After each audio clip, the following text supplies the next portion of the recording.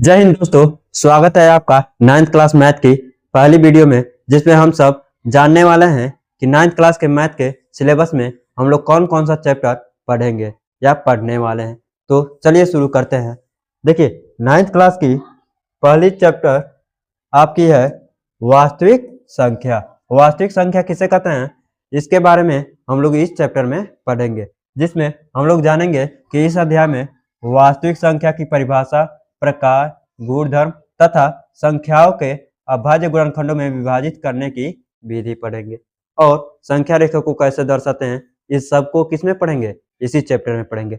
Second chapter का नाम है बहुपद। बहुपद कहने का मतलब है कि इसमें हम लोग पढ़ेंगे बहुपद की परिभाषा, प्रकार, बहुपदों के जोड़, घटाव, गुणा तथा बहुपद का मानों को ज्ञात करना सीखेंगे।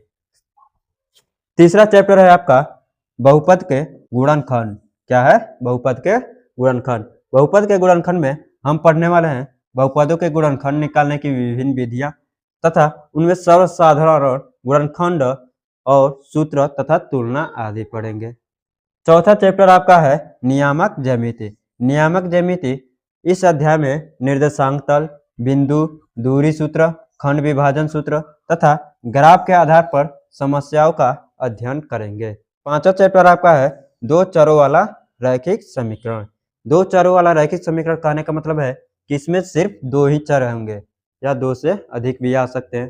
तो दो चर वाला रैखिक समीकरण कहने का मतलब है कि x और y। ठीक है, तो देखिए इस अध्याय में हम लोग पढ़ने वाले हैं रैखिक समीकरणों को हल करने की विधि और उनके ग्राफीय निरूपण पर आधारित प्रश्न पढ़ेंगे। छठा चैप्टर है आपका यूक्लिड की ज्यामिति की भूमिका। यूक्लिड की ज्यामिति की भूमिका के चैप्टर में हम लोग पढ़ेंगे कि इसकी मूल अवधारणा, परिभाषा, स्वयं सिद्ध एवं स्वयं सिद्धियों का अध्ययन करेंगे।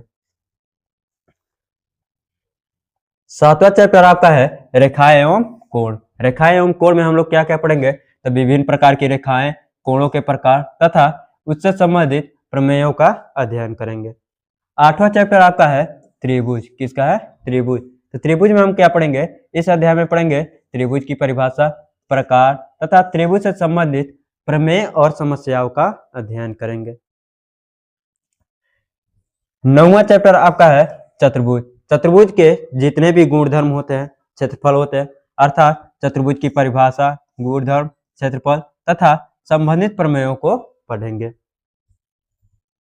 10वां चैप्टर है क्षेत्रफल। क्षेत्रफल कहने का मतलब है कि इस अध्याय में वर्ग, आयत, त्रिभुज, समांतर चतुर्भुज, वृत्त आदि आकृतियों के क्षेत्रफल निकालना सीखेंगे। 11वां चैप्टर है वृत्त।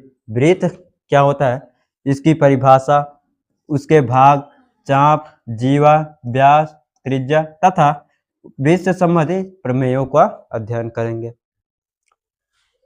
12वां चैप्टर में रचनाएं पढ़ेंगे, जैसे कैसे आकृति बनती है उसके बारे में। जैसे इस अध्याय में रेखा और कोण की रचना, ज्यामितीय आकृति की रचना विधियां और सीखेंगे। ठीक है, चैप्टर नंबर 13 में हम लोग पढ़ेंगे विविध प्रश्नावली।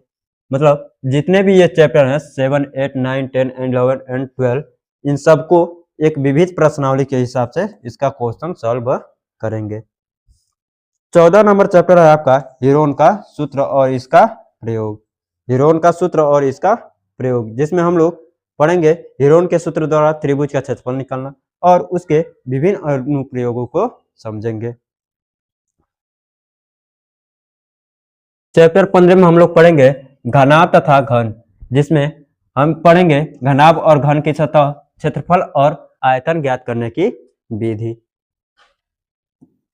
16 चैप्टर पढ़ेंगे बेलन। बेलन के बारे में पढ़ेंगे, जिसमें बेलन की परिभाषा, ऊंचाई, त्रिज्या, वक्र पृष्ठीय क्षेत्रफल और आयतन का अध्ययन करेंगे।